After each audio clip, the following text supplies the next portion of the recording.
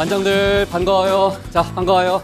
이 반장 뭐 새로 왔다가 누구 괴롭히는 사람 없죠? 없습니다. 최 반장이 때리거나 그런 거 아니죠? 잘 지내고 있습니다. 네, 3월 6일 정치부회의 시작합니다. 최 반장, 이제 우리가 한 사람만 남았다 이런 얘기를 했었는데 이명박 전 대통령 소환 일정이 잡혔네요. 네, 다음 주 수요일 3월 14일에 14일. 네, 검찰이 나와서 조사를 받으라라고 통보를 했는데요. 화이트데이 아니에요? 그 사탕을 주고받는 그러니까, 일종의 풍습이 있는 네. 날이죠. 예. 그러네요. 하지만 이 전 대통령 측에서는요. 좀 소환 일정은 우리 측과 웃겨요? 좀 웃기진 않습니다. 예. 네, 우리 측과 좀 이렇게 협조를, 네. 협의를 했으면 좋겠다라는 입장을 예. 밝혔습니다. 좋습니다. 네. 무서워하지 말고요. 네, 신 반장. 어젯밤에 김정은 노동당 위원장을 만난 대북 특사단이 잠시 후에 돌아오죠? 네, 그렇습니다. 청와대에서는 이른 저녁이라고만 시간을 밝혔는데 네. 제 생각에는 왠지 저희 방송 중에 올 것 같아요. 방송이요? 우리 회의인데? 회의 예. 중에. 예. 죄송합니다. 네, 좋습니다. 우리 들어가서 얘기 좀 이어갑시다. 갑시다.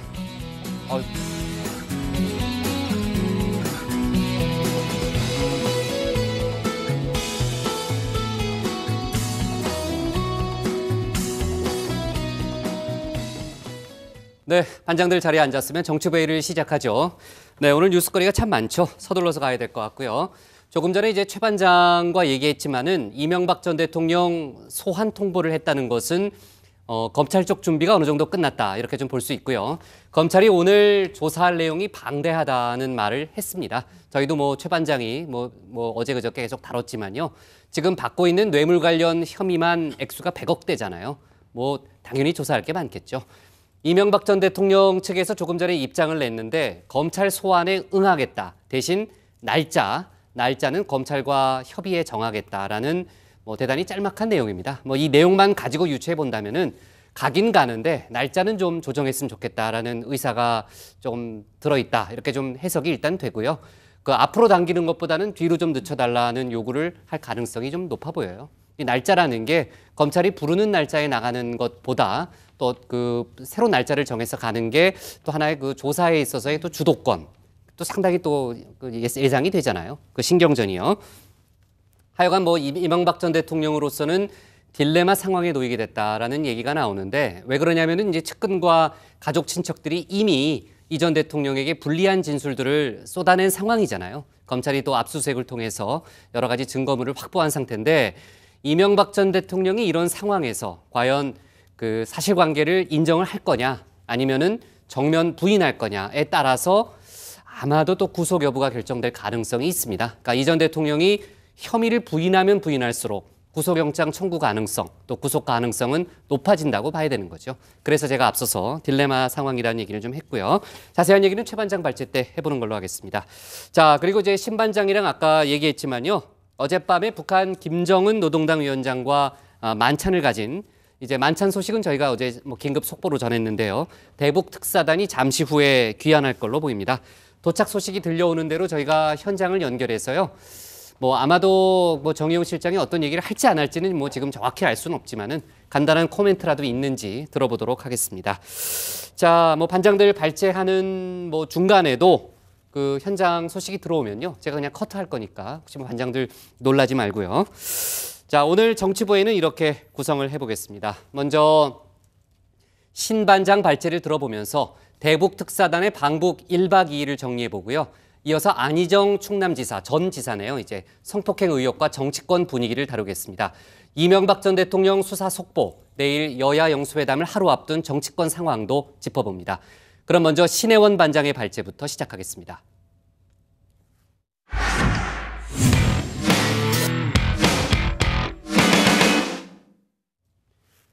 정의용 수석 특사를 필두로 한 대북 특사단이 어제 북한의 파격적인 환대를 받으면서 김정은 위원장과 4시간 넘게 만났습니다. 정상회담에 대한 만족할 만한 합의가 있었다는 언급이 나오는 가운데 문재인 대통령이 구상한 비핵화 방법론에 대해서도 논의된 걸로 일단 알려졌습니다. 특사단은 잠시 후에 귀국할 예정인데 오늘 청와대 발제에서는 새로운 국면으로 접어들고 있는 남북관계 이슈를 자세하게 짚어보겠습니다. 문 대통령과 북한 김여정의 역사적 악수. 평창올림픽을 계기로 정말 상상조차 할 수 없었던 극적인 장면이 연출됐었죠. 그리고 불과 한 달이 채 지나지 않은 어제, 이번엔 북측에서 또 한 번의 역사적 장면이 연출됐습니다. 북한 최고 권력자 김정은이 집권 후 처음으로 우리 인사와 손을 맞잡은 겁니다. 이 특사단을 맞이하는 북한의 행보는 시작부터 끝까지 파격이었습니다. 이 특사단이 평양 수단공항에 도착한 순간부터 환대가 이어졌습니다. 정의용 청와대 국가안보실 실장을 비롯한 남조선 대통령의 특사대표단이 5일 평양에 도착했습니다. 평양국제비행장에서 조국평화통일위원회 위원장 리손건 동지를 비롯한 관계부문 일꾼들이 대표단을 맞이했습니다. 숙소인 고방산 초대소에선 북한 2인자 중 한 명인 김영철 통일전선부장이 특사단을 맞이했습니다. 고위급 대표단 귀환 후 일주일 만의 만남이죠. 양측은 15분 만에 속전속결로 일정 협의를 마친 뒤 남측 인사에겐 처음으로 공개되는 노동당 본관으로 향했습니다. 그리고 평양에 도착한 지 불과 3시간 만에 북한 최고 지도자와 마주 앉게 됩니다. 이 김정은 위원장은 특유의 패기 넘치는 머리 모양의 위아래 검은 인민복 차림으로 등장했습니다. 언론을 통해 접한 전형적인 정은 스타일이었죠. 하지만 표정만은 달랐습니다. 카리스마를 의도한 날카로운 눈빛 대신 마치 처음 보는 듯한 환한 눈웃음을 지으며 우리 특사단을 맞이했습니다. 이어진 접견과 만찬 분위기가 어땠을지 추측할 수 있는 표정이죠. 이처럼 특사단은 도착부터 접견까지 북한은 신경전을 일체 생략한 파격 행보를 선보였습니다. 과거 정동영, 김만복 특사단이 방북 마지막 날 가까스로 김정일을 면담한 것과는 전혀 다른 모습입니다. 청와대 도착 김정은과의 만남을 사전 조율해놓고도 이 약속이 지켜질지 반신반의하는 분위기였는데요. 하지만 김정은은 남북관계 개선 이사를 밝힌 신년사를 시작으로 여동생 김여정을 통한 남북회담 제의, 대북 특사단 접견까지 대화 전면에 나서는 모습을 보여줬습니다. 조성된 정세는 지금이야말로 북과 남이 과거에 얽매이지 말고 북남 관계를 개선하며 자주 통일의 돌파구를 열기 위한 결정적인 대책을 세워나갈 것을 요구하고 있습니다. 이 절박한 시대적 요구를 외면한다면 어느 누구도 민족 앞에 떳떳한 모습으로 나설 수 없을 것입니다. 그렇다면 4시간이 넘는 접견과 만찬 동안 김정은은 어떤 이야기를 꺼냈을까요? 앞서 정의용 수석 특사가 대통령의 비핵화 의지를 전하러 간다고 우리 측 카드를 예고했던 만큼 김정은도 답변 카드를 미리 준비해 접견에 나섰을 겁니다. 대북 특사단 5명은 5일 김정은 국무위원장을 접견하고 이어 만찬까지 진행했습니다. 접견과 만찬에 걸린 시간은 저녁 6시부터 10시 12분까지 모두 4시간 12분입니다. 접견과 만찬은 조선노동당 본관에 있는 진달래관에서 이루어졌습니다. 남쪽 인사가 조선노동당 본관을 방문한 것은 이번이 처음입니다. 특사단이 돌아와 봐야 알 수 있겠지만 일단 공개된 사진과 북측의 분위기로 봐선 우리 정부의 제안을 단박에 거절했을 확률은 극히 낮아 보입니다. 만찬장엔 김영철, 이선권, 맹경길 등 대남라인 3인방이 총 출동했습니다. 아예 할 수 있는 논의는 이 자리에서 다 해보자며 전향적으로 나왔을 가능성도 있습니다. 또 부인 이설주, 동생 김여정까지 대동한 건 대화 분위기를 냉각시킬 의도가 없다는 반증이란 분석도 나옵니다. 이 특사단의 심야 보고를 받은 청와대는 기대치 이상의 방북 성과가 있음을 암시했습니다. 청와대 핵심 관계자는 비핵화 방법론이 논의됐을 것이다. 결과가 있었고 실망스럽지 않다고 설명했는데 여기엔 남북 정상회담 관련 협의도 포함됐다고 말했습니다. 특히 북한이 동결에서 폐기로 이어지는 문 대통령의 단계적 비핵화 해법을 일부 수용할 가능성, 아니면 한미 연합훈련 옵션을 내건 조건부 수용 의사를 밝혔을 수도 있습니다. 청와대가 도청 우려로 간단한 팩스 보고만 받았는데도 결과가 좋았다라는 설명을 내놓은 건 확실히 뭔가 있다는 걸 의미하는 것이란 분석이 나옵니다. 다만 북한 내부 보도를 볼 땐 아직 안심하긴 어렵다는 시각도 있습니다.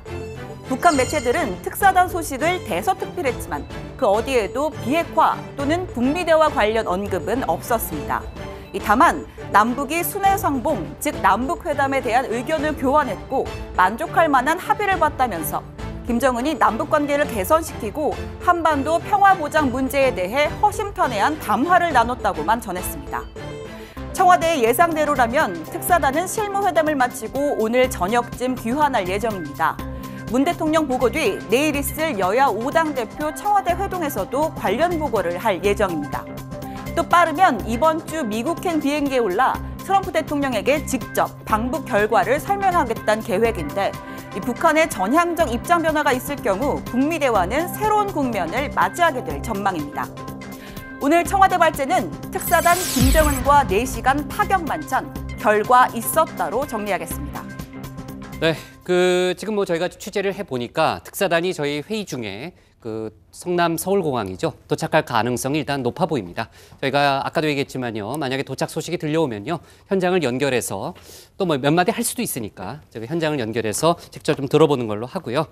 자, 어제 저희가 이제 긴급 속보로 저녁 6시부터 만찬이 시작됐다. 뭐 그 자체가 파격이다라는 얘기를 하면서 그 파격으로 1박 2일간의 일정을 시작했다는 것은 뭔가 좀 북한 지도자 김정은이 뭔가 중요한 메시지를 던질 수 있다라는 정도의 얘기까지는 어제 저희가 다뤘었어요. 자, 역시 뭐 아직 뭐 정확한 내용은 알 수 없지만은 김정은이 어떤 얘기를 했을까? 그게 뭐 핵심이 되겠죠. 일단 뭐 특사단이 귀환을 하지 않았기 때문에 구체적으로 뭐 김정은 위원장이 비핵화에 대해서 어떤 발언을 했는지는 뭐 확인이 되지 않고 있습니다. 북한 매체의 보도나 청와대 관계자의 설명으로 유추해 볼 수는 있는데요. 일단 청와대 핵심 관계자는 김정은 접견과 관련해서 결과가 있었고 실망스럽지 않은 것으로 안다면서 비핵화 방법론에 대한 논의도 있었을 것이다라고 설명했습니다. 다만 우리 정부가 동결, 폐기로 이어지는 2단계 방법 대신 핵실험 중단, 시설 폐기, 핵 폐기 3단계 방법론을 제시했다는 보도에 대해서는 아니다라고 부인했습니다. 네, 조선중앙통신 등 이 북한 매체가 보도한 내용이 있는데요. 김 위원장이 남측 특사 대표단 일행과 북남 관계를 적극적으로 개선시키고 이 조선반도의 평화와 안정을 보장하는 문제들에 대해 허심탄회한 담화를 나누었다고 보도했습니다. 또 조선반도의 첨예한 군사적 긴장을 완화하고 대화와 접촉을 활성화하기 위해 심도 있는 대화를 나누었다고 덧붙였는데요. 이 북한 매체가 한반도 평화와 안전 문제, 군사적 긴장 완화를 언급했다는 점에 미뤄볼 때 김 위원장이 핵 문제와 북미 대화에 대해 직접 언급했을 가능성이 크다는 분석이 지금 나오고 있습니다. 또 조선중앙통신은 김 위원장이 남측 특사로부터 순회상봉, 즉 정상회담과 관련한 문재인 대통령의 뜻을 전해 듣고 만족한 합의를 봤다고 보도하기도 했습니다. 지금 가장 관심이 가는 부분이 비핵화 이 부분이 어떻게 언급이 됐느냐. 그렇죠. 예, 이 부분이죠.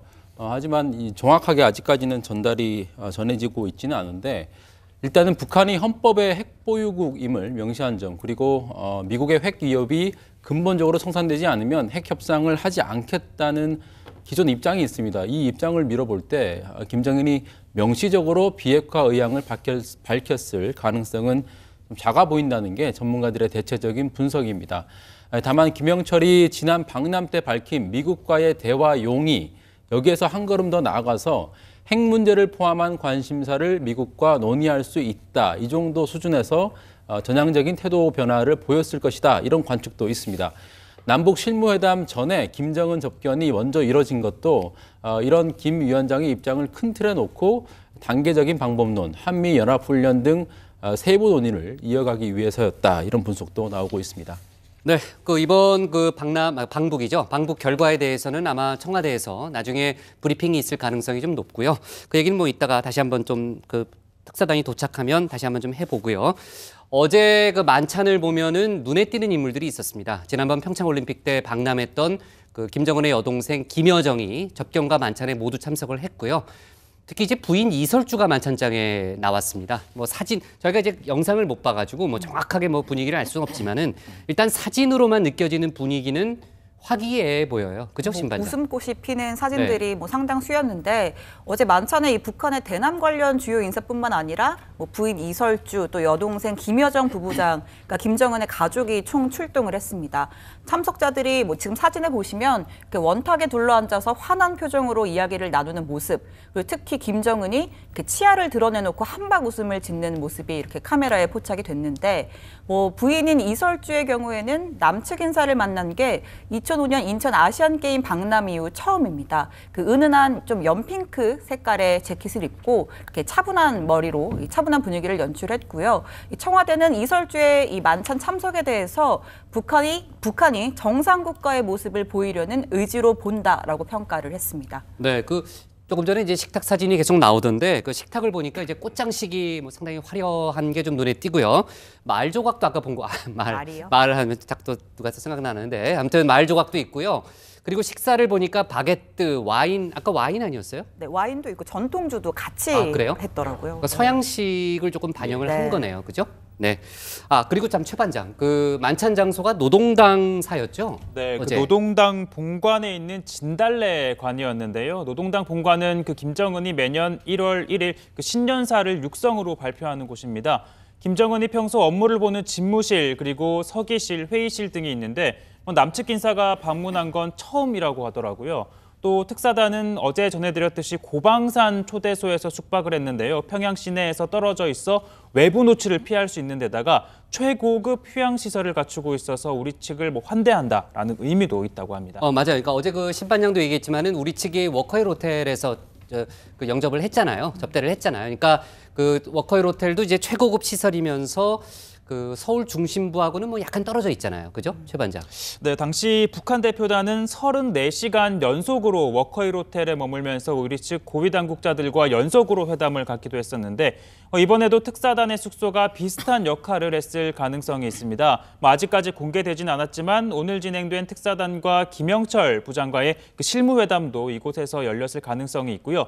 이에 대해서 통일부 당국자는 남북한 응대에 유사한 점이 많다. 북한 역시 특사단에 중요한 의미를 부여한 것이다라고 설명했습니다. 네, 오늘 아침에 이제 청와대에서 간단한 이제 브리핑이 있었고요. 어제 만찬 후에 그 만찬 결과, 물론 이제 4시간 12분 동안 진행이 됐으니까 그걸 뭐 다 시시콜콜이 보고했는지 모르겠지만은 어떤 개략적인 보고를 청와대에 했다는 거 아니겠습니까? 근데 이 반장, 그 보고를 어떻게 할 수 있어요? 북한에서요? 네, 그 부분에 대해서 궁금해하시는 분들이 매우 많았는데요. 예. 이 청와대에 따르면 특사단과 청와대 상황본부 간 한 라인이 있었다고 합니다. 이 비화 팩스와 위성 전화 등 2가지로 이루어졌다고 하는데요. 이 장비를 다룰 줄 아는 정보 당국자도 이 특사단 수행단에 포함된 걸로 알려졌는데 둘 중 우선적으로 사용하는 건 비화 팩스라고 합니다. 이 비화는 암호 또는 신호를 뒤섞어서 해독할 수 없게 만드는 도감청 방지 장치를 뜻하는데요. 아무래도 위성 전화는 도감청 우려가 있기 때문에 긴급 상황에만 사용하고 비화 팩스를 통해 방북 일정, 만찬 상황을 전달받은 것으로 알려졌습니다. 그때 그 김여정 제1부부장이 박람했을 때도요. 위성 전화하고 비화 팩스를 갖고 오지 않았어요? 네, 그때 호텔에 이렇게 설치를 했었죠. 그렇죠. 설치했었죠. 그때 그 나온 언론 보도를 보면은 김여정 부부장이 그 문고리도 안 잡는다는 보도도 있었어요. 그러니까 이제 지문 정보를 노출시킬까봐 뭐 아마 그런 얘기도 있었는데 아무튼 그 우리 정부도 이제 비화 팩스를 갖고 갔군요. 자, 뭐 아무래도 이제 팩스로 전달하는 데는 또 한계가 있을 테니까 직접 특사단이 와서 이제 보고를 해야 뭐 상세한 워딩을 좀 알 수 있지 않을까 싶고요. 정 반장, 뭐 그나저나 이제 이게 이제 북미 대화로 가는 뭐 중요한 단초다라는 분석을 저희가 하고 있는데 미국의 반응이 추가로 나온 게 있어요? 일단은 미국은 여전히 비핵화는 타협 대상이 아니다. 이런 게 원론적인 입장이죠. 이 입장을 고수하고 있습니다. 그리고 최고 압박 기조도 유지하고 있고요. 김정은이 이복형 김정남을 맹독성 신경작용제 VX로 암살했다라고 결론을 내리면서 미국이 또 추가적인 대북 제재 방침을 내놓기도 했습니다. 추가적인 방침을 예, 발표했어요? 추가 방침이 나온 겁니다. 미 국무부는요, 북한이 국제법을 위반해서 화학무기를 사용하거나 자국민에게 치명적인 화학무기를 사용해 왔다면서 북한에 대한 대외 원조와 무기 판매, 기타 금융지원 금지, 수출 중단 등의 제재를 취하기로 했다고 발표를 했습니다. 네, 반대로 미국의 이런 강경론을 비판하는 목소리도 나오고 있는데요. 월스트리트 저널은 남북한 간 고위급 특사단 교환으로 한반도의 새로운 국면이 열리고 있다면서 미국은 과연 북미 대화를 할 준비가 돼 있느냐 이렇게 비판을 했습니다. 당장 방북을 마친 특사단이 미국 행정부에 설명을 하러 오는 상황에서 조셉 윤 등 대북통 인사들이 연달아서 사임을 했고 또 주한 미국 대사는 지금 1년 넘게 공석이라면서 한반도 대화의 새 국면에 대처할 준비가 되어 있지 않다 이런 지적을 한 겁니다. 네, 그 특사단이 이제 돌아오면 정확한 내용을 알 수는 있겠지만은 지금까지 나온 것만 놓고 봤을 때는 최 반장, 국내 정치권의 반응은 완전히 엇갈리죠. 네, 민주당은 북한이 특사단을 파격적으로 환대를 했다면서 높은 수준의 성과를 기대한다라고 입장을 밝혔는데요. 박범계 수석 대변인 4시간이 넘는 회담의 연속이었다. 파격적인 형식은 상당한 정도의 내용상 진전도 기대해 볼 만하게 하지 않겠느냐라는 예측을 하고 있다라고 밝혔습니다. 민주평화당 박지원 의원도 이런 글을 남겼는데요. 성공적인 진행이다. 많은 의문을 제기했지만 이성권, 김영철 영접, 그리고 도착 당일 김정은 위원장의 면담과 만찬 회동은 파격적인 예우다라고 평가했습니다. 그러면서 당장 비핵화의 답변을 가져오라는 요구는 우물가에서 숭늉을 달라는 무리수라며 우리 대표단이 한미 양국의 초미의 관심사인 비핵화 문제도 거론했을 것이기에 그 결과를 지켜봐야 한다라고 말했습니다. 네, 반면에 자유한국당은 어때요? 네, 반면에 자유한국당은요. 북핵 폐기 성과가 없다면 무의미한 대화라면서 경계감을 표시했습니다. 김성태 원내대표는 핵 폐기를 위한 진전이 있었다면 대환영이겠지만 이 문제가 배제가 되고 북미 회담을 주선하는 중매쟁이 입장만 취했다면 단호하게 거부한다고 밝혔습니다. 김 원내대표는 어제도 중재 역할이라도 제대로 할 수 있을지 모르는 마당에 눈치만 보는 어설픈 거강꾼 노릇은 하지 않는 게 상책이라고 원색적인 표현을 하기도 했습니다. 네, 이따가 이제 야당 발제에서 다뤄보겠지만요. 내일 청와대에서도 여야 영수회담이 열리잖아요. 이 문제가 상당히 비중 있게 거의 대부분을 아마 그 대북 특사단 얘기로 자리 잡지 않을까 하는 생각이 좀 드는데 이따가 다시 한번 얘기를 좀 해보고요. 오늘 청와대 발제는 일단 제목을 이렇게 갈게요. 대북 특사단 방북 일정 마치고 저녁 귀국으로 정리하겠습니다.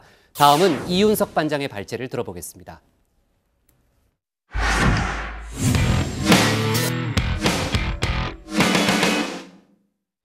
네, 어제 뉴스룸에서요. 안희정 충남지사의 성폭행 의혹 그 사실을 보도를 했었죠. 보도 이후에 안 지사, 지금 이제 전 지사가 됐습니다만은 해당 내용을 사실상 시인하고 지사직에서 사퇴했습니다. 민주당은 즉각적으로 안 전 지사를 제명하는 등 후속 조치에 나섰지만 파장은 계속 이어지고 있습니다.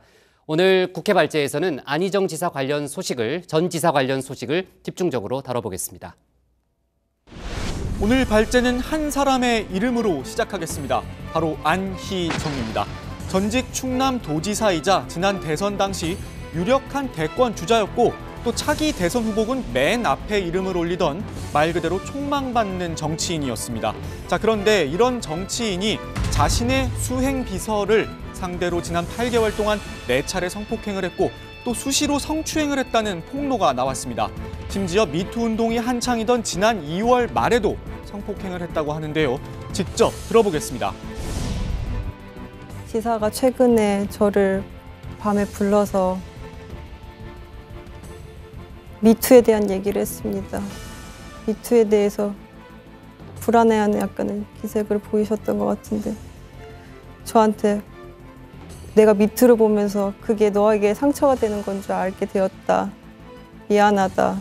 너 그때 괜찮느냐. 그렇게 얘기를 해주셨는데 그래서 오늘은 안 그러시겠구나라고 생각을 했는데 결국엔 또 그날도 그렇게 하시더라고요.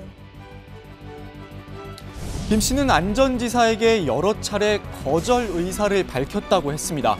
김 씨는 저와 지사님은 동등한 관계가 아니다란 점을 강조하기도 했습니다. 그러니까 합의에 의한 성관계가 아니라 권력 관계에 따른 위력에 의한 성범죄였다는 주장입니다. 안 전 지사는 김 씨에게 여러 차례 미안하다고 전했다고 합니다.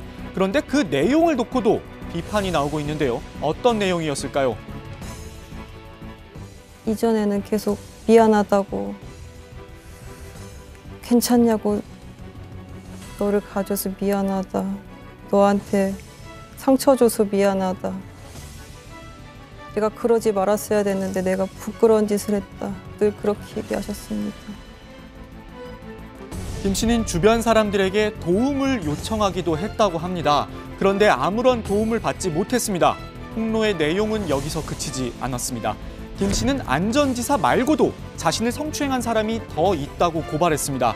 또 안 전 지사가 자신 말고도 또 다른 직원에게도 성범죄를 저질렀다고 주장했습니다. 당초 안희정 전 지사 측은 JTBC 보도 직전까지만 해도 합의에 의한 성관계란 입장이었습니다. 그런데 어젯밤 보도 이후 안 전 지사가 자신의 페이스북을 통해 직접 입장을 밝혔습니다. 결론은 합의가 아니었고 도지사직을 사퇴하겠다는 거였습니다.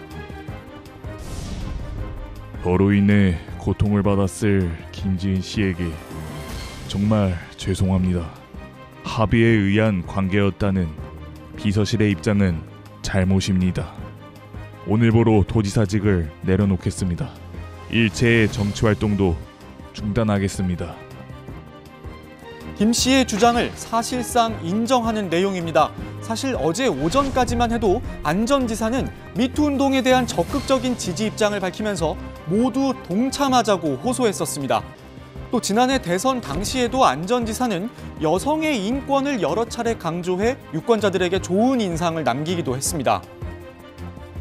성불평등한 현장에서 많은 여성의 인권의 그 폭력과 유린에 대해서 우리는 이제 좀 더 높은 수준의 새로운 대한민국을 만들어내야 합니다. 이렇게 좋은 이미지를 갖고 있던 유력한 차기 대권주자의 성범죄 의혹에 더불어민주당은 말 그대로 발칵 뒤집혔습니다. 어젯밤 긴급 최고위원회의를 소집했는데요. 안 전 지사를 즉시 제명하기로 결정했습니다. 당 차원에선 최고 수준의 징계를 내린 건데요. 추미애 대표가 직접 대국민 사과를 하기도 했습니다. 도저히 있을 수 없는 일이 발생했습니다. 당 대표로서 피해자와 국민 여러분께 사과의 말씀을 드립니다. 안희정 도지사에 대해서는 출당 및 제명 조치를 밟기로 결정했습니다. 다시 한번 국민 여러분께 죄송하다는 말씀부터 올리겠습니다. 제가 최고위원회의 직후 한 참석자에게 전화를 걸어봤습니다. 민주당 고위 관계자는 믿기지 않는다, 사람들이 미치겠다, 환장하겠다 이런 격한 반응을 보였다면서 다들 있을 수 없는 일이 벌어졌다며 이구동성으로 최대한의 조치를 해야 한다고 말했다고 전했습니다. 자, 민주당뿐만이 아닙니다. 현재 안 전 지사의 페이스북엔 수많은 댓글이 남겨지고 있습니다. 일부 누리꾼들은 청와대 국민청원 게시판에 글을 남기기도 했습니다. 어떤 내용인지 잠깐 들어보겠습니다. 저의 지지가 당신의 권력이 되어 누군가를 압제하는 데 쓰였다는 사실에 통탄을 금치 못합니다. 당신은 어리석은 게 아니라 나쁜 사람인 겁니다. 아내를 배신하고 가족을 배신했으며 150만 당원과 충남도민을 배신했습니다. 충남경찰은 오늘 안희정 전 지사의 성폭행 의혹에 대한 수사에 착수했습니다. 안 전 지사의 성범죄 의혹뿐만 아니라 추가 가해자와 피해자에 대한 부분도 수사 대상이 된 겁니다. 참고로 하나 더 말씀드립니다. 지금 일부 누리꾼들이 피해자인 김 씨를 향해 악성 댓글을 남기고 있습니다. 이건 명백한 범죄입니다. 변호사의 얘기를 잠깐 들어보겠습니다. 명예훼손죄도 성립할 수 있는 거고요. 그런 걸 다 떠나서 모욕적인 언사, 사실 여부를 떠나서 모욕적인 언사를 하는 그 자체만으로도 사실 범죄가 성립을 하는 거죠. 김 씨는 어젯밤 인터뷰 말미에 이런 말을 남겼습니다. 국민들이 지켜달라고 말입니다. 이 반장이 준비한 발제 여기까지입니다. 네, 그 수사가 일단 시작이 됐고요. 그리고 이제 마지막에 2차 피해 얘기를 했는데 2차 피해에 대해서는 문재인 대통령도 지난번에 강조를 했고요. 2차 피해가 없도록 하라는 얘기를 했고 경찰이 이제 수사에 착수하면서 이 2차 피해 부분을 상당히 중점적으로 보겠다는 얘기를 했습니다. 그러니까 아마 허위로 글을 올리는 부분에 대해서는 검찰에 또 수사가 있을 걸로 일단 보이고요. 자, 그리고 어쨌든 이 소식 정말 믿기지 않은 그런 소식이었는데 일단 세부적인 사실관계는 아까 이 반장이 잘 정리를 했으니까 오늘 정치권도 하루 종일 시끄러웠어요. 어제 오늘 계속해서 뒤숭숭하고 네. 비판도 많이 나오고 그랬는데요.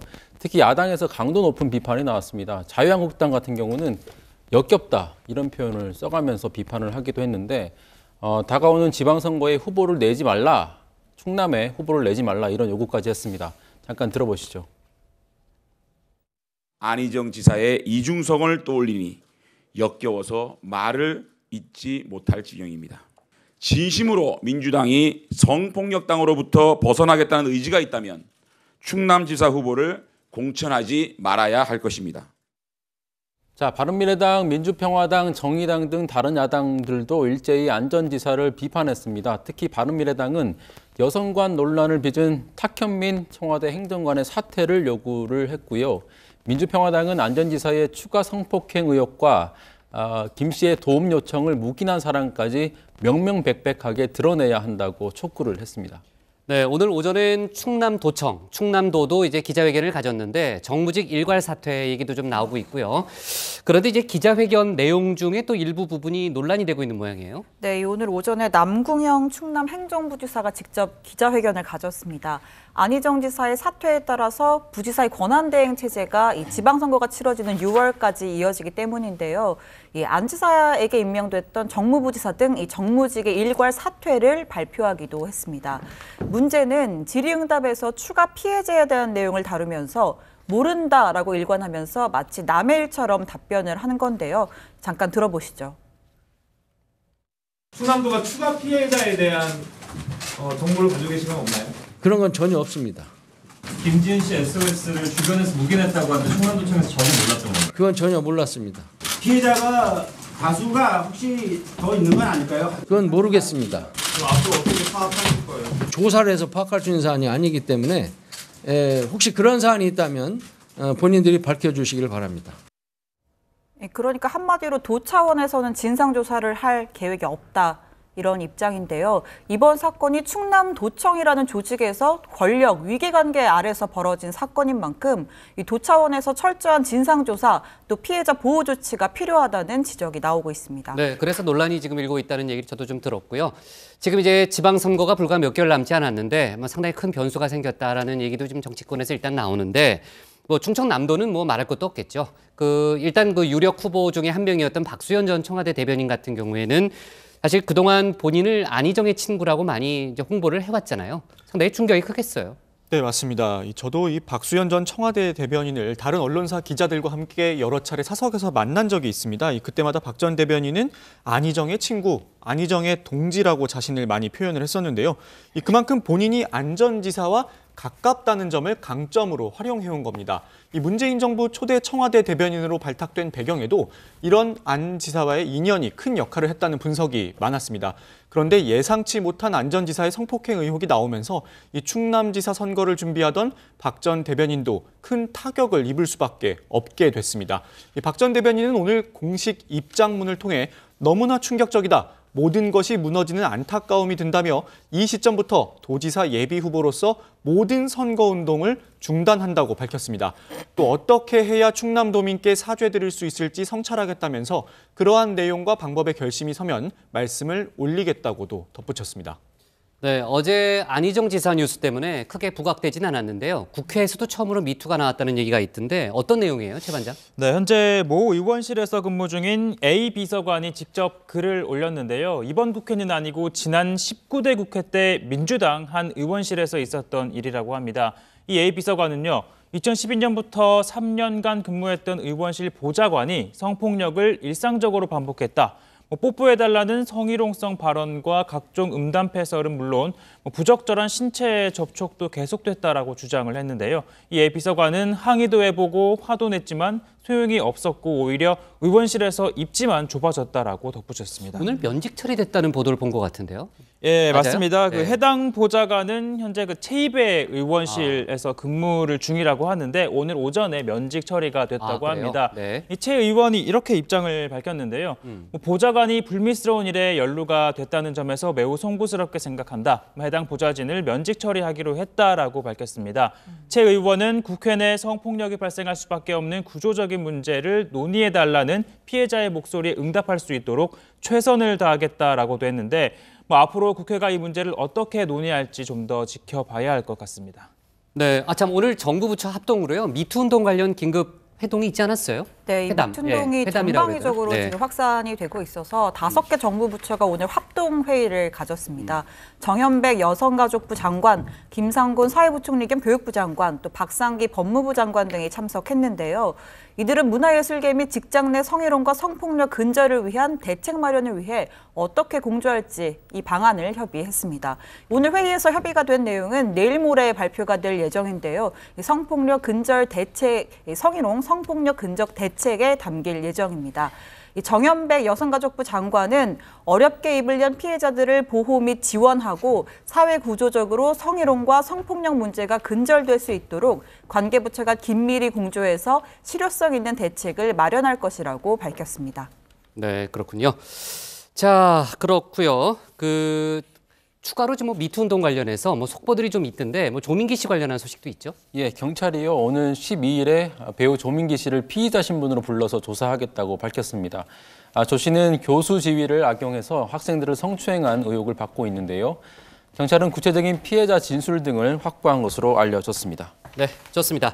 자, 어쨌든 안희정 전 지사가 지금 그 모습을 드러내고 있지 않는데 일단 아마 기자들이 지금 많이 접촉을 시도하는 것 같은데 관련한 소식이 좀 들어오면요. 저희가 다 속보로 좀 얘기를 해보도록 하겠습니다. 자, 오늘 국회 기사 제목은 이렇게 정리할게요. 경찰 성폭행 혐의 안희정 수사 착수로 정하겠습니다. 다음은 최종혁 반장의 발제를 들어보겠습니다.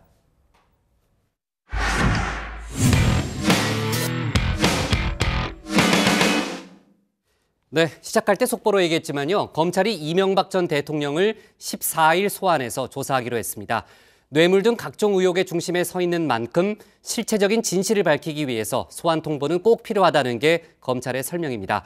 이와 함께 MB정부 국방장관을 지낸 김관진 전 장관은 오늘 두 번째 구속기로에 서 있는 상황이죠. 오늘 최 반장 발제에서는 두 가지 수사 속보를 자세하게 짚어보겠습니다. 앞으로 우리 군을 이끌어갈 젊은 장교들의 모습이 참으로 당당하고 늠름합니다. 군인이 바라보아야 할 곳은 오직 국가와 국민뿐입니다. 네, 오늘 육군사관학교 제74기 임관식이 열렸습니다. 보신 것처럼 문재인 대통령도 참석해 신임 장교들을 축하했는데요. 46년 전입니다. 1972년에는 제28기 졸업생들이 축하를 받으며 국가와 국민을 위해 헌신하겠다는 마음으로 소위 계급장을 달았습니다. 그 가운데 서 있던 한 사람, 바로 김관진 전 장관입니다. 까마득한 육사 후배들이 사명감을 안고 출발을 알리는 오늘 김 전 장관은 구속 여부를 앞두고 있습니다. 지난해 11월 적부심을 통해 석방된 이후 두 번째 영장실질 심사입니다. 예, 저는 지금까지 국가방위를 위한 제 본연의 소임을 충실히 이행해왔다고 생각을 합니다. 모든 것은 사법부 판단에 따를 겁니다. 네, 편의상 1차 영장, 2차 영장으로 부르겠습니다. 1차 영장이 군의 정치 개입과 여론 조작을 지시한 혐의였다면 이번 2차 영장은요. 이 사건에 대한 수사를 축소, 은폐하려 했다는 혐의입니다. 여기에다가 국가안보실장 재직 시절 세월호 참사 관련 국가위기관리지침 기본 지침을 임의로 불법적으로 수정한 혐의도 더해졌습니다. 군 정치 개입 혐의는 1, 2차 영장이 밀접하게 관련이 있어 보이는데요. 영장 심사에 임하는 김 전 장관의 태도는 다소 달라진 것 같습니다. 1차 영장 때는 모두 내 책임이다. 제거된다면 모두 내 책임이다. 부하들은 선처해달라라고 말한 것으로 알려졌죠. 구속 후에도 처음엔 부하가 구속이 돼 있는데 혼자 나가겠다는 건 가치관과 맞지 않는다며 적부심 신청에 부정적이었다고 합니다. 그러나 2차 구속 위기를 앞두고 달라졌다는 말이 나오고 있습니다. 지난달 검찰 조사에서는 모든 혐의를 부인했고 또 부하였던 백낙종 전 조사본부장과의 대질 신문도 강력하게 요구를 했다고 합니다.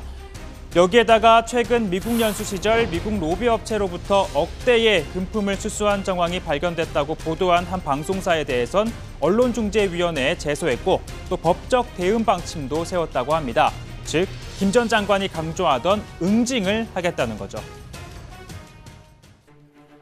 적이 도발하면은 자동으로 응징한다. 단호하게 응징한다.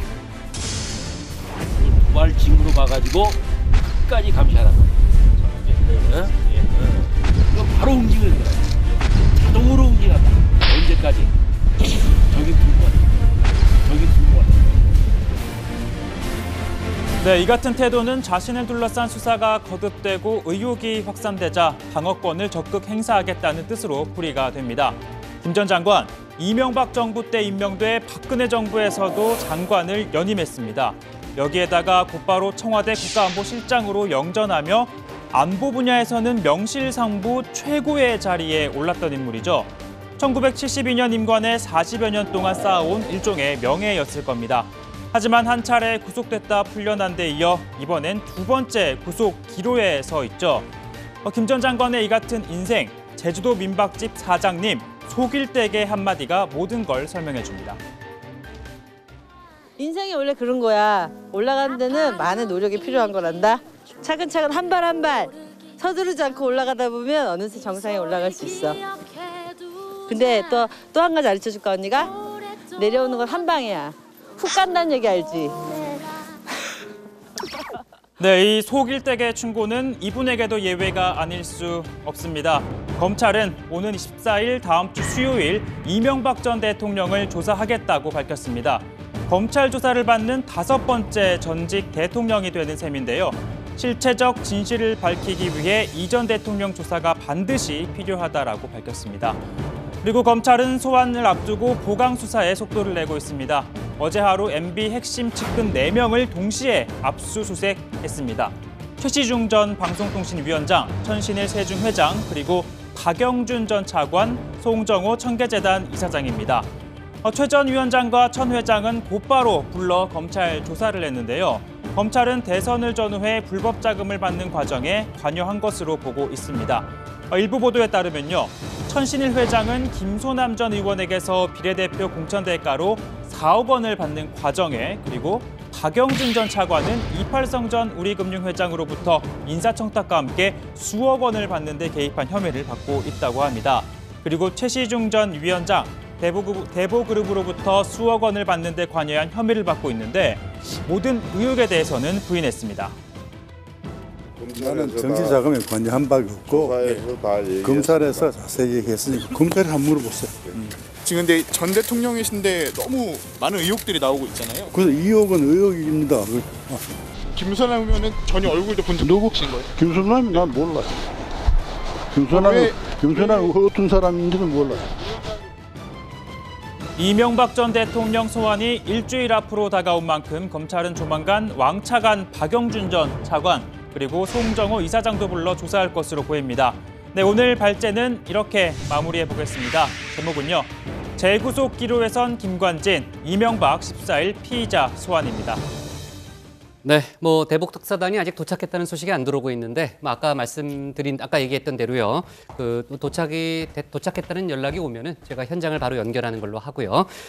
검찰이 14일 이명박 전 대통령을 소환해 조사하겠다라는 입장을 밝히고 또 통보를 했습니다. 그러니까 오늘이 6일이니까 저희가 이제 예상은 했잖아요. 한 일주일 전쯤에 통보를 할 거다. 그러니까 정확히 8일, 대략 일주일 전에 통보를 한 거죠. 그러니까 이명박 전 대통령은 검찰 소환을 받는 역대 5번째 대통령이 됐네요. 그렇습니다. 검찰이 오늘 이명박 전 대통령에게 오는 14일 수요일 오전 9시 30분에 검찰에 나와서 조사를 받으라고 통보했다고 밝혔습니다. 신분은 참고인이 아니라 뇌물수수 등 혐의의 피의자 신분입니다. 검찰 관계자는 실체적 진실을 효율적, 투명하게 밝히기 위해서 이 전 대통령 조사가 반드시 필요하다고 밝혔습니다. 또 수사 과정이 쌓여서 소환이 필요한 시점이고 통상 형사사건에 맞춰 소환을 통보한 것이라면서 여러 번 소환할 생각은 하지 않고 있다라고 밝혔습니다. 일단 신병 처리가 이루어지기 전까지는 오는 14일 한 차례 조사할 뜻을 내비친 겁니다. 이명박 전 대통령의 입장, 아까 제가 아주 대략적인 건 얘기했는데 입장이 나온 상태죠? 네, 일단 최근 검찰 수사에 대한 이명박 전 대통령의 직접적인 개인의 본인의 입장 또는 본인 명의의 성명이 조만간 나오지 않겠냐라는 관측이 있었는데 현재까지 소환 통보에 대한 이명박 전 대통령의 반응은 나오지 않고 있습니다. 본인의 입장이 아니에요? 예, 본인 입장은 아니고 측근들 얘기를 비서실? 통해서 나오는 예. 입장인데 이 전 대통령 측은 이번 검찰 조사에 성실히 임하겠다라고 밝혔습니다. 다만 검찰이 통보한 14일은 검찰이 일방적으로 통보한 날짜라며 구체적인 소환일은 검찰과 협의를 거쳐서 정하기를 바란다라고 밝혔습니다. 네, 아마 뒤로 좀 늦춰달라고 얘기를 할 것 같은데 검찰이 아까 설명하는 걸 보니까 시간을 충분히 줬다. 일주일이면 8일이면 뭐 준비할 시간은 충분하다 뭐 이런 얘기도 하는 것 같더라고요. 자, 지금 이제 전직 대통령 소환 일정이 결정되면서 앞서 이제 박근혜 전 대통령 조사 때 마찬가지로요. 그리고 전직 대통령이잖아요. 그러니까 그 예우에 신경을 쓰지 않을 수 없는데 조사 방법, 뭐 경호, 예우 이런 것들에 대한 논의가 이제 본격적으로 시작이 되겠네요. 그렇습니다. 박 전 대통령 때를 참고로 결정이 될 것 같고요. 그리고 검찰 입장에서는 전직 대통령을 여러 번 소환하는 건 사실 좀 부담스럽습니다. 그래서 국정원 특활비 상납, BBK 투자금 회수, 차명재산, 다스 소송비 대납 등 각종 의혹을 한꺼번에 조사할 것으로 예상이 됩니다. 이것도 박근혜 전 대통령 때랑 비슷하네요. 그렇죠. 네. 예. 추석 당일에는 논현동 자택에서 경호 차량을 타고 서울중앙지검까지 이동을 할 것으로 보이는데 멀진 않습니다. 12분 정도 거리에 있고요. 박 전 대통령에 비춰봤을 때 검찰에 도착을 하면 포토라인에 서서 입장을 밝히고 성사 내에서는 검찰 간부들이 타는 금색 엘리베이터를 탈 것으로 보입니다. 본격적인 조사에 앞서 검찰 간부와 티타임을 갖는 등 전직 대통령에 대한 예우는 받을 것으로 예상이 됩니다. 사실 티타임 이후가 가장 중요할 그렇죠. 텐데요. 그럼요. 티타임 후에는 네. 그동안 수사를 진행해온 송경호 특수 2부장검사나 신봉수 첨단 수사부 이제 제1부장검사 등이 직접 조사할 것으로 보이는데 이 장소는 해당 부서 조사실이 될 가능성이 큽니다. 그리고 또 조사를 진행하는 검사들이 호칭을 어떻게 부를지에도 관심이 쏠리고 있는데요. 이 부분도 나중에 저희가 한번 좀 살펴봐야 할 것 같고요. 또 이 전 대통령 측에선 변호인 한두 명이 입회해 조언할 것으로 전망이 되고 있습니다. 네, 그 박근혜 전 대통령 때는 뭐 호칭도 그랬지만은 장소를 뭐 녹화를 하느냐 마느냐 뭐 이런 것들이 다 논란이 있었잖아요. 그때 뭐 생각이 납니다. 아마 바로 얼마 되지 않았기 때문에 아주 뭐 생생하게 기억이 나고요.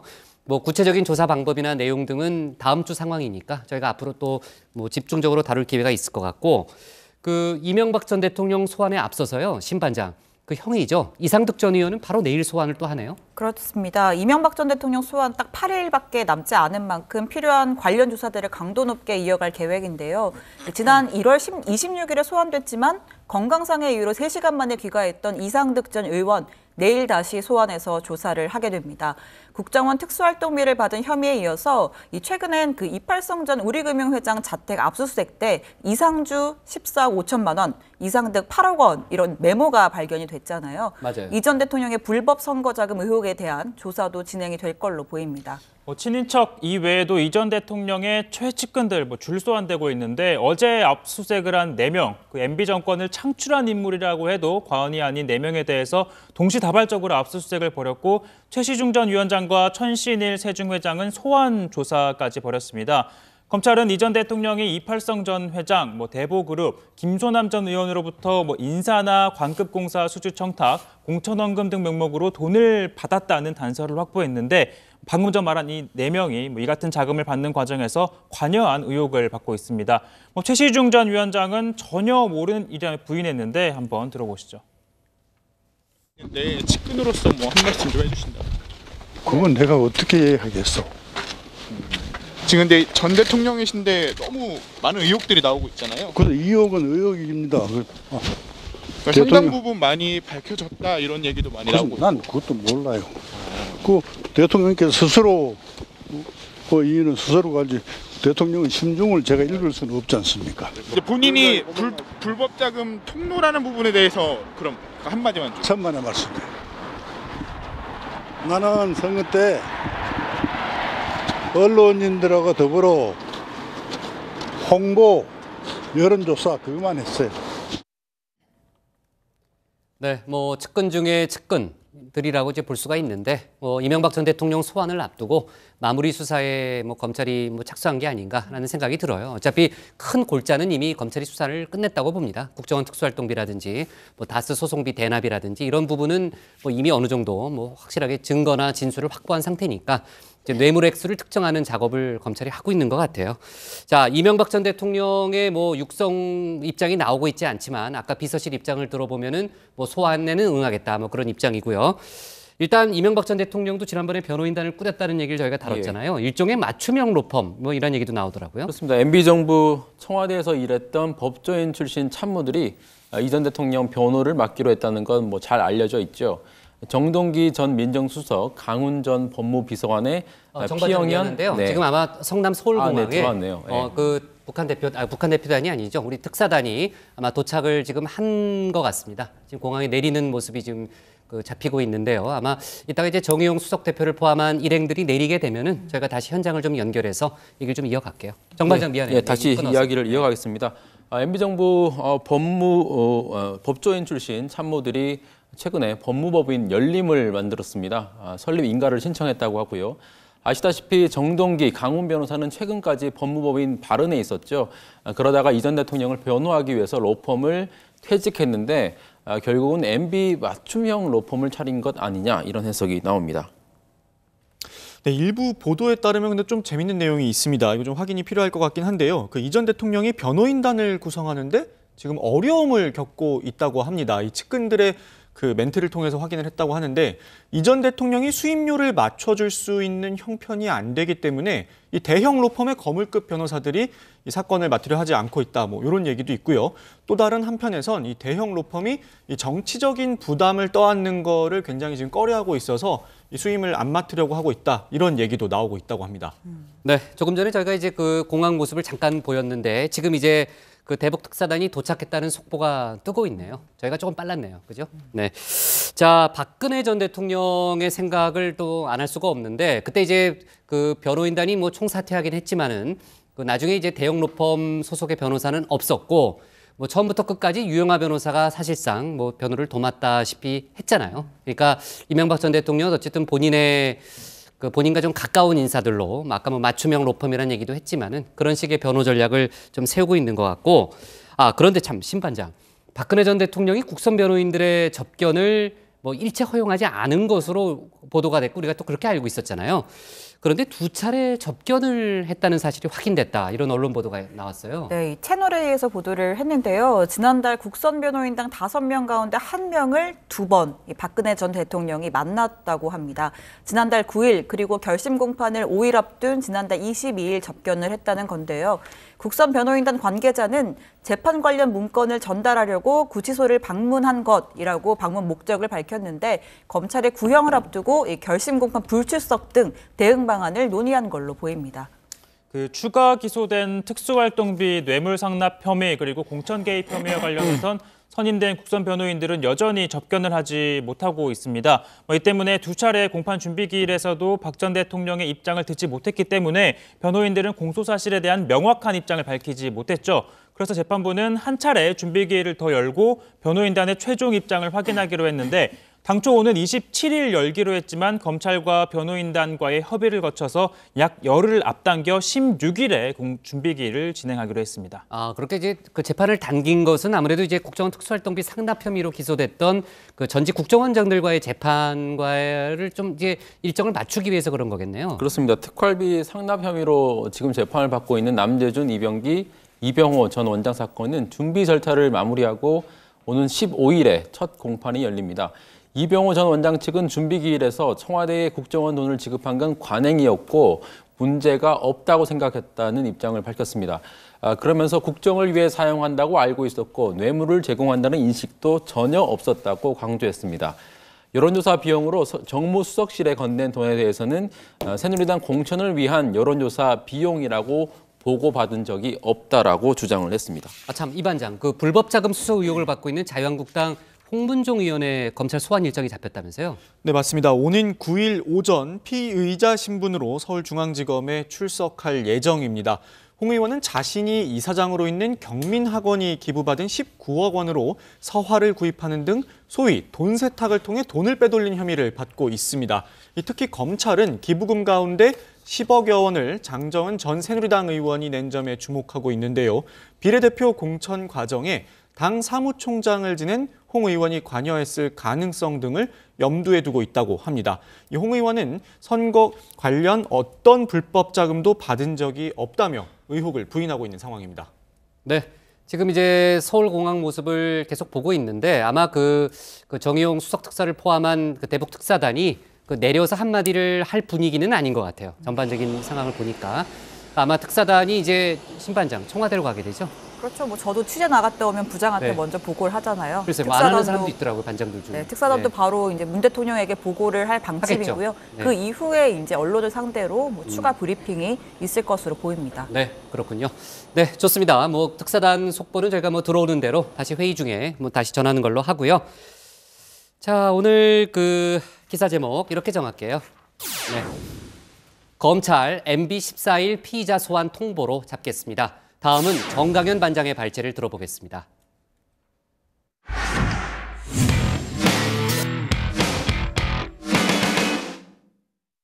내일 청와대에서는 문재인 정부 출범 이후 처음으로 5당 대표가 모두 참석하는 영수회담이 열립니다. 지방선거가 석 달도 채 남지 않았기 때문에 이번 청와대 회동에서는 여야 간 수싸움이 치열하게 전개될 걸로 일단 전망이 됩니다. 오늘 야당 발제에서는 내일 예정된 영수회담을 미리 전망해보고 지방선거를 99일 앞두고 있는 여야 각 당의 전력도 자세히 분석해보겠습니다. 자, 내일 문재인 대통령과 여야 대표가 한 테이블에 마주 앉게 됩니다. 자유한국당 홍준표 대표까지 참석하는 최초의 완전체 영수회담이죠. 자, 내일 열리는 영수회담을 미리 한번 엿볼까요? 내일도 앞선 두 번의 회담 때와 마찬가지로 문 대통령이 상춘제 앞에서 기다렸다가 5당 대표들을 영접할 것으로 예상이 됩니다. 바른미래당에선 유승민 공동대표만 참석합니다. 청와대 측에선 임종석 비서실장, 정의용 국가안보실장, 장하성 정책실장, 김의겸 대변인이 배석하기로 했습니다. 자, 무엇보다 중요한 게 회담의 의제라고 할 수 있겠죠. 청와대는 홍준표 대표가 요구한 대로 안보 이슈로 국한하기로 했습니다. 수석 대북 특사인 정의용 실장이 배석하기 때문에 북한 김정은 위원장과 나눴던 내밀한 대화 내용도 전달이 될 것으로 보입니다. 과연 내일 회담 분위기는 어떨까요? 주목해야 할 인물은 이 두 사람입니다. 홍준표, 유승민 대표. 두 사람은 대북 강경론을 주장하고 있기 때문에 방북 성과는 물론 정부의 대북 정책 전반에 대해 비판할 가능성이 큽니다. 네, 정 반장이 잘렸네요. 발제하다가. 지금 이제 그 성남 서울공항이죠. 도착한 대북 특사단이 이제 내려올 것 같습니다.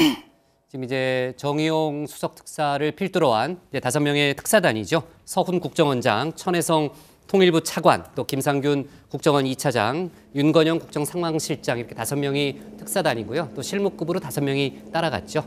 아마 이제 도착을 했으니까 지금 이제 내려올 걸로 보이는데 승무원들이 이제 서 있는 걸로 봐서 이제 짐을 챙겨서 인사도 하네요.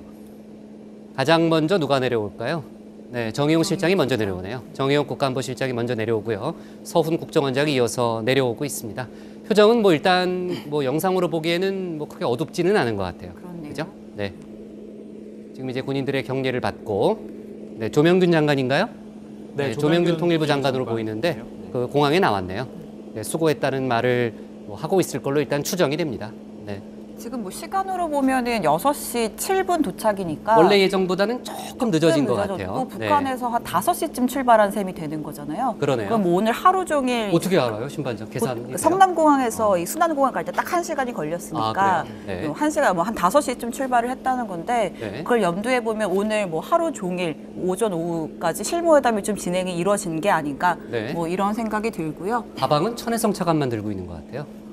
저기 뭐 또 뭐가 들어있는 거 아닙니까? 중요한 노동당 게. 본관 들어갈 때는 윤건영 상황실장이 글쎄요. 가방을 들고 있었는데 우리가 그 얘기를 나눴었잖아요. 그렇습니다. 윤건영 실장이 가방 들고 간다고. 네. 중요한 친서가 담긴 가방을 일단 갖고 갈 거다. 일단 뭐 그 얘기를 나누면서 가고 있는데 권혁기 춘추관장도 보이는데요. 네, 서로 그러네요. 웃으면서 대화를 네, 표정이 하고 있는 상당히 모습입니다. 좋습니다. 일단은요. 그 북한 조선중앙통신도 관련된 기사를 냈는데요. 일단 김영철 부위원장이요. 일단 저희 대북 특사단이 평양을 떠나갈 때 숙소에서 대표단을 만나서 담화를 나누고 배웅을 해줬다고 합니다. 아, 그렇군요.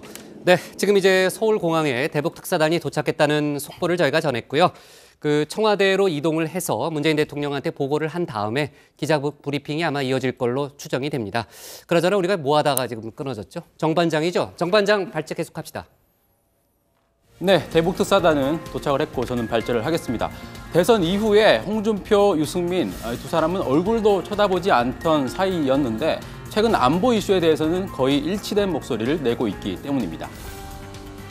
김영철 총국장이 방한하는 것은 큰 국민 감정이 용납하기가 어려울 겁니다. 이성적인 문제를 떠나서 그건 감정이 받아들이기가 어려워. 그런 문제는 조금 보조가 맞았으면 좋겠다 그런 생각을 두 대표님한테 말씀드리고. 또 대통령께서 이 천안함의 주범을 직접 만나서 대화하는 거 그것도 안 된다. 이거는 철회하라고 강력하게 요구를 했고 그 점에 대해서는 다른 생각이 없음을 분명히 말씀드리고. 아마도 보수 야당 대표들은 내일 회동에서 청와대 측 인사들과 확실한 대립각을 세울 것으로 보입니다. 자신들의 지지층을 의식할 수밖에 없기 때문이죠. 사실 민주당이나 민주평화당, 정의당 대표들도 마찬가지입니다. 내일 영수회담에서 지지층을 의식한 발언을 하지 않을 수 없습니다. 안보는 초당적인 이슈임에 틀림없지만 지방선거가 99일 앞으로 다가온 현실도 고려할 수밖에 없기 때문이죠. 자, 그런 의미에서 지방선거를 99일 앞둔 여야 각 당의 강점과 취약점을 다시 한번 정리해 보겠습니다. 먼저 민주당은 높은 당 지지율이 최대 강점이죠. 하지만 생각지도 못했던 초대형 변수가 생겼습니다. 바로 안희정 전 충남지사의 성폭행 의혹이죠. 이 변수가 지방선거 전반에 악재로 작용할 가능성이 있기 때문에 민주당도 발빠른 대책을 마련하고 있습니다. 다음은 자유한국당입니다. 우선 최근 부각되는 안보 이슈는 보수층 결집의 기회가 될 수 있습니다. 하지만 어떻게 해도 정체되어 있는 지지율은 가장 큰 취약점이죠. 때문에 서울시장 후보도 마땅치 않아서 고민이 깊은 편입니다. 자, 그런데 때마침 홍준표 대표가 그런 고민을 내비친 적이 있습니다. 중앙일보 보도에 따르면 어제 서울시장 출마를 준비 중인 민주당 정봉주 전 의원과 홍 대표가 여의도에서 우연히 마주쳤다고 합니다. 중앙일보 보도를 토대로 어떤 대화가 오갔는지 재구성해봤습니다. 형님, 오랜만이에요. 야, 니 정말 서울시장 나가나? 캠프 잘했어요? 니 될 것 같나? 아, 당연히 되죠. 준비 많이 했어요. 이가 되면 큰일 나, 우리. 그 정봉주가 되면 진짜 큰일 나는데. 네, 홍준표 대표 성대모사는 더 빙신 개그맨 안윤상 씨가 재능 기부를 해주셨고요. 자, 이어서 바른미래당도 살펴보죠. 바른미래당은 영호남 통합 기반이라는 강점을 앞세웠지만 역시 낮은 지지율이 가장 큰 약점입니다. 위기를 극복하기 위해서 안철수 전 대표가 이번 주중으로 인재 영입 위원장 자격으로 당무에 복귀할 거란 전망도 나옵니다. 마지막으로 민주평화당과 정의당입니다. 두 당 모두 최하위권 지지율이 최대 약점이죠. 때문에 공동 교섭단체를 꾸려서 반전의 기회를 노려보자는 논의가 양당 사이에 오가고 있습니다. 민주평화당이 어제 공식 제안을 했고 정의당이 오늘 의원총회를 열어서 논의에 들어갔는데 정체성 문제 때문에 여전히 결론을 내리지 못하고 있습니다. 자, 오늘은 노래 제목부터 말씀드리겠습니다. 나윤건의 With You입니다. 요즘 정말 여러 가지 의미에서 절실한 말이 아닐 수 없죠. 들어보시죠. 정치가 음악을 만났을 때. 우리들 서로가 이렇게 매일 함께하면 수많은 하루가 빛이 될 거야 with you. 네, 오늘 정치권은 하루 종일 뒤숭숭했습니다. 안희정 전 충남지사의 성폭행 의혹 때문입니다. 정치권은 물론이고 국민들이 받은 충격도 큽니다. 만약에 누군가 이번 사건을 정략적으로 이용한다면 그것이야말로 또 다른 2차 피해가 될 거란 지적이 많습니다. 정치권에 필요한 건 정략적 판단이 아니라 바로 with you 정신이 아닐까요? 그런데 비단 미투 운동뿐만이 아닙니다. 안보 위기가 엄중한 상황에서 여야가 with you 정신으로 서로 협력한다면 어떨까요? 내일로 예정된 여야 영수회담도 with you로 결론이 나기를 국민들은 기대하고 있습니다. 오늘 야당 기사 제목은 내일 첫 완전체 영수회담, 안보관 충돌 전망입니다. 자, 정말 뭐 완전체라는 표현을 썼지만은 내일 처음이네요, 처음. 5당 대표가 모두 참석하는 그 여야 영수회담이 열리는데 신반장, 일단 참석자 면면이 어떻게 됩니까? 참석자 면면 전에 장소가요. 청와대 상춘제입니다. 상춘제. 이방카가 갔던 아하, 그러네요. 바로 그 장소인데 굉장히 이렇게 귀빈들을 모시는 곳이죠. 일단 부장 말씀하신 대로 5당 대표가 모두 참석을 하고요. 특히 자유한국당 홍준표 대표는 대선 이후 처음으로 영수회담의 모습을 드러내게 됩니다. 공동대표 체제인 바른미래당에선 유승민 공동대표만 참석하기로 했습니다. 청와대 측에선 임종석 비서실장, 정의용 국가안보실장, 장하성 정책실장, 김의겸 대변인이 배석하기로 했습니다. 지금 뭐 대북 특사단이 뭐 조금 전에 저희가 뭐 현장을 연결했지만은 뭐 방북갔다 돌아온 그 직후기도 하고 당연히 뭐 안보 이슈가 뭐 주요 주제가 되겠네요, 이 반장. 네, 맞습니다. 저희가 동석자에도 주목을 해봐야 되는데요. 이 대북 수석 특사였던 정의용 안보실장이 배석을 합니다. 이 북한 김정은 위원장과 나눴던 대화 내용이 비교적 상세하게 당 대표들에게 전달이 될 걸로 지금 예상이 되고 있습니다. 하지만 자유한국당 홍준표 대표나 바른미래당 유승민 대표 같은 경우 이 대북 강경론을 주장하고 있기 때문에 문 대통령과 첨예한 대립각을 세우는 것 아니냐 이런 예상이 나오고 있습니다. 때문에 회담 내내 긴장감이 흐를 가능성 배제할 수 없습니다. 네, 뭐 문재인 대통령도 준비를 하겠죠. 청와대에서도 뭐 나름대로 뭐 준비를 할 텐데 그 영수회담 같은 경우에는 상황에 따라서 합의문이 나오는 경우도 꽤 있잖아요. 근데 이번에는 홍준표 대표가 글쎄요, 뭐 순순히 합의를 해줄까에 대해서는 좀 의문보를 찍는 시각이 좀 많은 것 같고. 그 홍준표 대표 얘기가 나왔으니까 그런데 오늘 오후에 자유한국당에서 전국 여성대회인가요? 그 행사가 있었잖아요. 그렇습니다. 거기서 뭐 안희정 전 충남지사 문제를 상당히 강도 높게 언급했더라고요. 그렇습니다. 홍 대표가 오늘 그 행사에서 주최 측으로부터 미투 운동을 상징하는 백장미도 저렇게 전달을 받았습니다. 좀 더 가열차게 해서 그러니까 미투 운동을 해서 좌파들이 더 많이 걸렸으면 좋겠다라고 말을 해서 다시 한번 뭐라고요? 좌파들이 더 많이 걸렸으면 좋겠다라고 말을 해서 지금 온라인상에서 논란이 좀 되고 있습니다. 홍 대표는 또 최근에 미투 운동이라고 시작할 때는 홍준표 우리 당의 모 의원을 덮어씌우기 위한 출발로 봤는데 시작이 되고 본격적으로 되니까 민망한 사건들이 좌파 진영에서만 지금 벌어지고 있다며 전개 과정을 보니까 다 좌파 진영 사람이다라고 주장하기도 했습니다. 네, 홍 대표는 또 이런 주장도 했는데요. 원래 80년대에 좌파들이 이념 교육을 하면서 마지막 순서가 성수치로부터 해방이란 타이틀로 성을 공유하던 의식이 있었다. 뭐 요즘 좌파들이 걸리는 행태를 보면 80년대 친북 좌파 운동권들이 하던 그런 의식의 연장이 아닌가라고 말을 했는데요. 여성대회 이후 기자들과 만난 자리에서는 안전지사의 의혹에 대해 안희정이가 그랬다는 게 믿겨지지도 않고 참 민망하다라고 말하기도 했고 또 김어준 그놈이 음모론 운운하는데 난 어처구니가 없다. 원래 처음 시작한 건 최규일하고 안택은 겨냥한 거 아니냐. 뭐 그것하고 류해 사건하고 맞물려가지고 나한테 계속 창피 주려고 한 게 아니냐면서 실제로 뭐 전개가 되다 보니 뭐 실제로 걸린 것은 자신들이 아니냐. 뭐 나중에 그게 어디까지 갈지 모르겠다 이런 주장을 하기도 했습니다. 네, 뭐 홍준표 대표의 주장이긴 하지만요. 글쎄 뭐 논란이 좀 될 뭐 소지도 있네요. 그 부분 그 표현이나 그런 것들이요. 자, 그리고 어제 민주평화당이 정의당한테요. 공동교섭단체를 만들자는 공식 제안을 했다라는 얘기를 제가 좀 전했는데 관련한 속보가 있어요? 일단 정의당이 오늘부터 내부 논의를 시작했는데요. 오전에 의원총회를 열어서 일단 소속 의원 6명 전원이 돌아가면서 의견을 밝혔습니다. 하지만 최종 결론을 내리지는 못했습니다. 일부 지역을 기반으로 한 의원들은 민주평화당은 없어져야 할 정당이라고 비판하는 사람들이 있다면서 우회적으로 부정적인 시각을 드러내기도 했는데 일단 당원 여론조사로 결정할 가능성이 큰 것으로 알려지고 있습니다. 아, 그래요?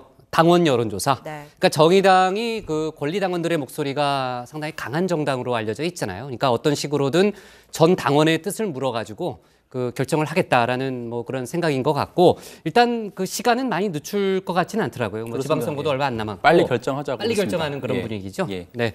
자, 근데 그 정반장 이렇게 뭐 어떻게 보면은 정체성이 좀 다르잖아요. 네. 뭐 아주 다르다고까지는 제가 뭐 얘기는 안 하겠지만 일단 정체성이 다른데 그 정체성이 다른 두 당이 공동교섭단체를 꾸린 전례가 있습니까? 18대 국회 때요. 2008년에 사례가 있었습니다. 아, 그래요? 마침 제가 당시에 출입하던 당이었는데 이회창의 자유선진당 그리고 문국현의 창조한국당이 합쳐서 선진과 창조의 모임이라는 공동교섭단체를 꾸린 적이 있습니다.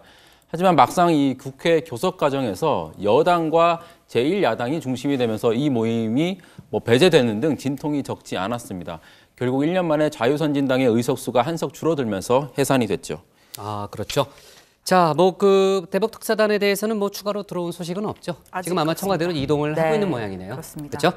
자, 뭐 이 문제는 저희가 내일 다뤄야 될 것 같습니다. 아마 그 대북 특사단이 이제 브리핑을 만약에 한다면 그 뭐 북한에서 있었던 상세한 얘기를 전할 테니까 저희가 그 내용을 갖고 내일 신반장이 좀 다뤄주길 바라고요. 그 마지막에 이제 공동교섭단체 얘기를 했지만은 어쨌든 그 뭐 상임위원장도 배분이 되고 예산도 늘어나는 이점이 분명히 있잖아요. 예. 하지만 또 정체성이 다른 당이 합치다 보면은 또 내부 갈등이라든지 또 잡음이 일어날 가능성도 또 얼마든지 있다. 아까 뭐 정반장도 얘기했지만은 결정은 빨리 날 것 같으니까 예. 제가 좀 지켜보는 걸로 할게요.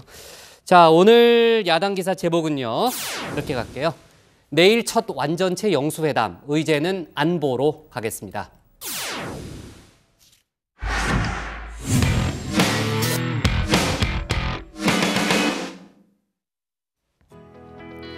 오늘 저희가 고른 한 컷은 이제는 패럴림픽 아낌없는 박수룰입니다. 평창 동계 패럴림픽이 꼭 사흘 남았습니다. 오늘 첫 공식 행사인 입촌식이 열렸는데 선수들의 표정, 웃음이 가득하고 상당히 밝죠.